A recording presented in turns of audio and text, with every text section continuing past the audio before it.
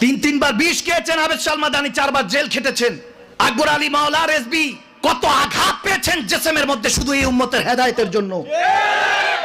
তিনাদের শানে গোস্তাকি হয়, হইতে হইতে আমার নবীর শানে হয়।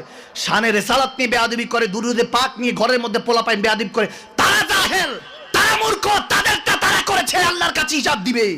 লানাতুল্লাহ আলাল কাযিবিন, লানাত দিয়ে আপনি সরে আসেন। শেয়ার করে উম্মতকে কেন দেখালেন? এগুলো কেন শেয়ার করবেন? আমার নবী বলেছেন কোরআন সুন্নাহ প্রচার করো, আমার নবীর মহব্বত প্রচার করবেন। খারাপ জিনিস কেন দেখাবেন? তাকে লানত দিয়ে আবার এটা মাইন্ডসেটে দেখার কি আছে?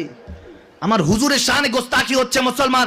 এখন আমরা ঘুমিয়ে আছি যে হুজুর এই উম্মতের জন্য নিজের নওয়াজা আওলাদদেরকে কুরবান করে দিয়েছে। আমার যুবকগুলি কোথায়? তোমরা আসুন, ইনশাআল্লাহ ময়দানে ডাকলে পাওয়া যাবে, ইমামে হোসাইনের মতো রক্ত দেওয়া যাবে। এশকে রাসূল আছে, তেনার পথে ফিরে আসুন মুসলমান।